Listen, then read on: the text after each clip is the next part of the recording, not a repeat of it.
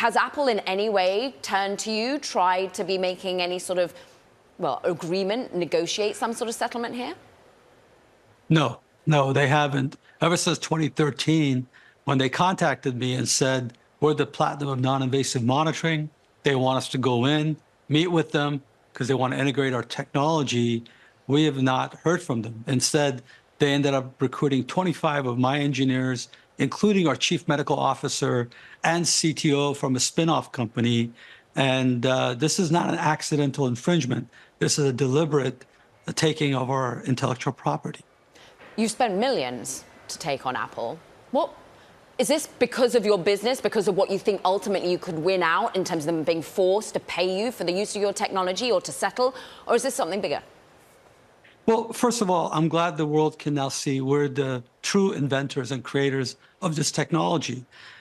We want to actually let you know that by banning the Apple Watch with SpO2, really there's no issue, because Apple's internal documents that we saw in court showed that they knew the product wasn't good enough to be used medically, and they didn't even seek FDA clearance because of that. Their own testing showed they got 2 measurements a day on 37% of the people. That's it. We get over 70,000 measurements a day on everyone. And they pushed that anyway, because as their email showed, they thought in the chaos of COVID, this is their quotation, they could get market share away from Fitbit.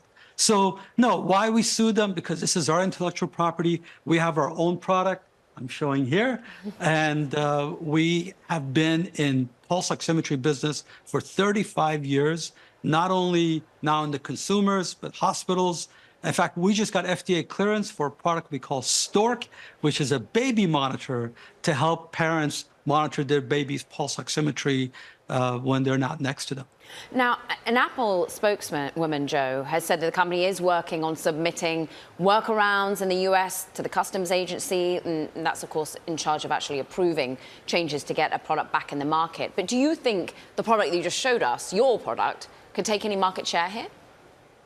Absolutely. We are focusing from hospital to home right now with this product, but there's a consumer version of that product that we're going to be introducing here shortly. This is the Freedom Watch that has all of our biosensing capability that we have in these chips that we put on the back of these watches. And with our distribution channel, which is about 20,000 locations, with the near recent acquisition we made of Sound United, which is the owners of Bowers and Wilkins, then in the Marantz, we hope to pick a good market share for people that really care about pulse oximetry. People with chronic illnesses. About a third of the population that buys these watches have chronic illnesses, and they will benefit from a serious, accurate product. Joe, ultimately, what could have been done to stop this? Obviously, Apple could have come to you and bought and licensed the technology. But when ultimately big tech companies or any technology companies takes talent, takes employees, well, that's kind of just the way in which business is done. What do you think, if anything, you could have done to stop your CTO, your chief medical officer, from leaving? Well, first of all, not every company does this. Apple is the biggest company, the most powerful company. They could be an example of how to do things right and do things well. They didn't have to steal our people. We could have worked with them.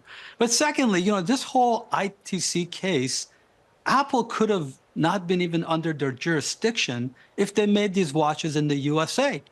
The fact that they still haven't, I don't know, it says something about their relationship with China. This could have been averted for them. Now, ultimately, we're suing them in the California and Delaware courts for patent infringement. And if we went there, we'll get an injunction regardless where they manufactured.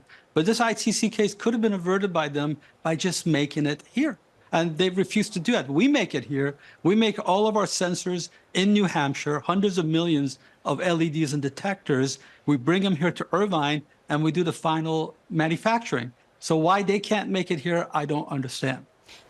Would you settle, Joe? The short answer is yes. Despite their leadership doing some of the things they've done to us, and not just Masimo, but other smaller companies that they Sherlock or they do efficient infringement to, for betterment of people and our mutual shareholders, I put out the olive branch on one of these news programs that I would work with them to improve their product, or they can even put these chips behind their product. But they haven't called. It takes two to tango. And it takes the right price point. What sort of dollar amount would be the right from a fiduciary duty and responsibility perspective from your part, Joe? Well, they haven't even asked. We haven't. I mean, they don't know. What would be your starting number? Say I'm Apple on the phone. Oh, come on, I'm not negotiating with you on TV. No, there needs to be an honest dialogue. There needs to be an apology. These guys have been caught with their hands in the cookie jar, and instead of being embarrassed and doing the right thing, they're blaming everybody and they're fighting everybody. You know, in 2012, when they decided to make the watch, they decided the most important feature was pulse ox, but they couldn't do it. So they created a project called Rover to see who can. They found 50 companies, and in their own internal documents, they said there are two standout companies, Masimo and Corp, both run by Joe Kiani.